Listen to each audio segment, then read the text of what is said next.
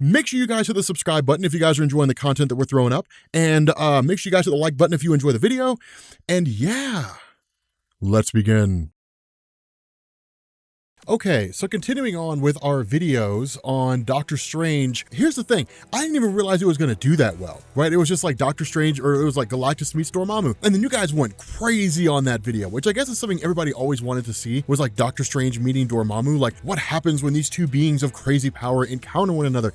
In this video, they fight, and it's the coolest thing. Dude, it's amazing. I am so excited about this. Okay, so initially this picks up in Mephisto's realm, right? And for those of you guys who were just now kind of joining this, essentially Galactus had been banished to the realm of magic, right? So like all these magical worlds and things like that. Literally people were panicking and fleeing, right? Like Doctor Strange went there to try to solve the problem, but couldn't really deal with it. And then halfway through all this madness, Dormammu had like basically bombarded Galactus with essentially what was like dark magical energy and kind of transformed him into what Dormammu considered to be a herald. And so we ended up finding out Mephisto had basically a pact with Dormammu insofar as long as Galactus was in that realm, all those individuals, all those beings who would die would be sent to Mephisto's realm. And then of course, with all those beings basically being killed off, it could allow Dormammu to spread his influence outside his own dimension and into like the greater magical dimension as a whole. And so what this does is get a little more nuanced and a little more into that. The funny thing about this is that with Doctor Strange trying to rationalize with Dormammu and saying, hey, look, man, you have no idea what you're doing. The magical barriers are basically being weakened. One of the things that Marvel's established over the years in their comics when it comes to magical energy is there's this kind of invisible barrier that separates the magical dimensions from like the regular Marvel universe, right? So, I mean, it's almost like closing a door, right? I mean, it's what keeps the dimension of Dormammu, the dark dimension, from just like flowing over into the main universe, right? It's like a kind of invisible gate that keeps everything separated and everything locked away. What's happening is that with Galactus's presence in this universe is essentially opened a door. And by virtue of doing that, allows magical energy to flow into the main Marvel universe and then disrupt everything accordingly. So science really kind of goes out the door. And in fact, science and magic are sort of blending together. Now, we know that happens in places like Asgard. The difference is that it's kind of been mastered and it's been contained. Here in the main Marvel universe, none of that's happening. It's just kind of running amok unchecked with no one really understanding how to do it. But the cool thing about this is Dormammu's argument is I can use Galactus as a means to essentially walk through this doorway and enter into the main Marvel universe. And we know that if he successfully did that, it would be a catastrophe, right? Because like one of the things that has been established over the course of Doctor Strange's comics in Marvel is that if Dormammu at full strength were to enter into the main Marvel universe, pretty much nobody could stop him because his power is just so extreme and absolute that it's almost completely immutable and indestructible. Now, that's within his own realm, the dark dimension. Even showing up in the main Marvel universe, it would be extreme. But the funny thing is that Mark Waid kind of rebuffs that, right? And we'll actually find out why here in a little bit, but it kind of rebuffs that and actually says it's not really that way when it comes to Dormammu. But the funny thing about this is that with everything happening the way that it is, the magical barrier basically flowing into the scientific barrier is creating all kinds of problems and all kinds of chaos. And that's the funny thing is because Dormammu is by his definition an exceedingly arrogant guy. And so when he looks at Galactus and he says, I've imbued him with dark energy, he's now my thrall, I control him, and then in turn orders Galactus, Galactus blows him off. And he's literally like, I'm nobody's herald. Now, one of the questions people would ask is, why hasn't Galactus acknowledged Dormammu up to this point? Well, remember, when it comes to Galactus as a being, if he doesn't really consider you someone of significance, he'll just ignore you and he just won't pay any attention to you, right? I mean, you're an ant in the cosmic scope of things. So, why would you pay attention to the going-ons of an ant? That's how he functions. But it's kind of crazy here because when Dormammu literally powers up all of his energy and then goes to attack Galactus, Galactus absorbs all the power of Dormammu into himself and then absorbs Dormammu himself into Galactus and then goes forward as like this holy powerful entity. And that's the fight. It happens that fast. And I know it seems a little anticlimactic, but this is a powerful statement because what it's saying is that even in his own realm, even in the dark dimension, the power of Dormammu is dwarfed by the power of Galactus. And that's bold. That's a bold statement to make. People will look at that and say, that's ridiculous. There's no way Galactus could overpower Dormammu. But that's kind of a silly statement to make because they've never fought before. So there's no reason to believe that couldn't be the case. Galactus is right now in possession of all his power cosmic and all the power of Dormammu. It's crazy. Like he's on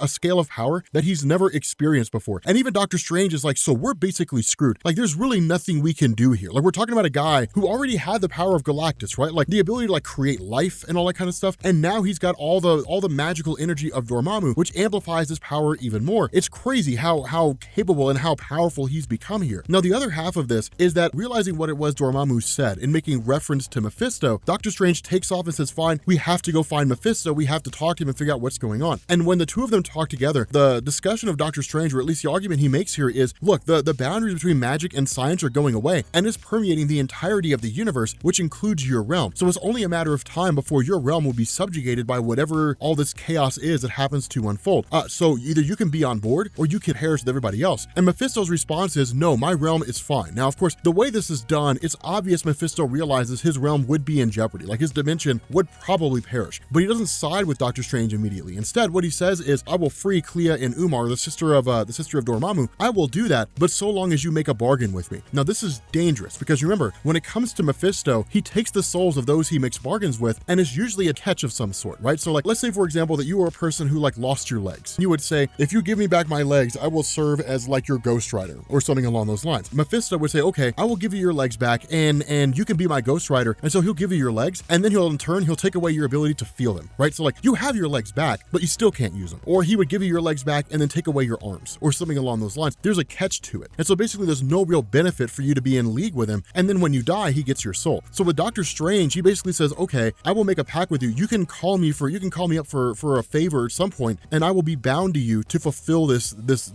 need that you have, this favor, whatever it is that you ask of me, I will do it. Just free Clea and free Umar. And the reason why is because with Clea being the ex-wife of Doctor Strange and Umar being the sister of Dormammu, they're exceedingly powerful. And Doctor Strange needs all the powerful allies at his side that he can possibly get. And that's what he does. He sends, Umar and Clea into the, really into like the magical dimensions and says, get as many allies as you possibly can. They end up going to visit Nightmare. They end up going to visit Despair, two insanely powerful beings, right? Like Nightmare's power is extreme, and he's powered by like all the nightmares of sentient beings, right? So his power is extreme. And where previously he ignored Clea and Umar and said, like, I'm not having anything to do with this. When like Dormammu, as powerful as he is, was defeated, then Nightmare's like, okay, I'm on your side. And that's a testament to how powerful Dormammu is. That's one of the things to bear in mind. Among those who are familiar with like the magical side of things, Dormammu's terrifying because like his power is so incredibly vast and so wild. And so in addition to that, you have Doctor Strange, who actually goes and pleads to eternity and to the living tribunal. And this is kind of cool because when situations like this happen, the argument of Doctor Strange is, as a living tribunal, you exist to maintain a cosmic balance. Eternity, like you're basically the representation of all life in the universe, of like the entire space that the universe makes up. You guys have to aid us. And the response of eternity is, no, I will continue on no matter what form the universe takes. Magic will permeate into science and everything will go into disarray, but my form will still remain. There's no reason for me to act here. And the living tribunal judges an agreement. And he says, this is just the new cosmic order of things, that magic will blend with science and then like that'll be it. And like it'll find a new harmony, but there's no imbalance here. There's no reason for me to judge. Therefore, we are both out of this. And this is a huge blow for Doctor Strange, because if either eternity or even the living tribunal stepped in, fight would be over like that. It'd be done. It would be just a wave of their hands. Galactus goes back to normal, to the way he was before. He gets whisked back into the main Marvel universe and the story ends. And that's basically it. But the fact that they choose not to act means that essentially they're like, as far as like the magical nature of things and even the universe itself, they're screwed. Like they're basically kind of on their own. And seemingly there's no real way for them to overcome this, or at least that appears to be the case. And so what Doctor Strange ends up doing is actually calling together pretty much a whole host of the various magical and demonic entities out there, right? So you've got Damon Hellstrom, you've got Brother Voodoo, you've got Magic, you've got Scarlet Witch. We never really talked about Damon Hellstrom. He's basically the son of the devil. He was actually kind of a cool character for a little while. Marvel just never really knew what to do with him outside of his first appearances. But basically it's all these various magical beings that are out there. And Doctor Strange's response is, okay, well, I mean, we know we're not necessarily as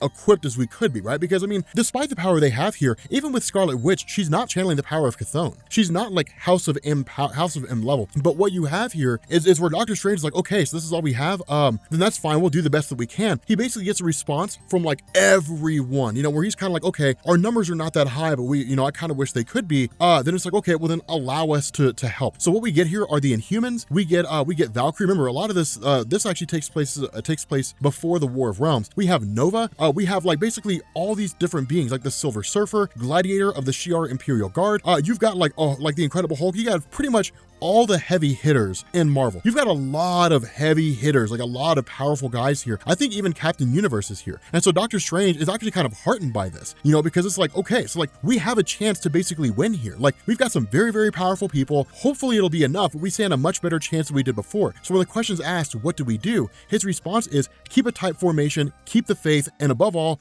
do not die. With that being said, guys, we're going to bring this video to an end. If you are new here to Comics Explained, make sure you guys hit the sub button to become part of the Rob Corps. If you guys enjoyed this video, make sure you drop a like, and I will catch you all later. Peace.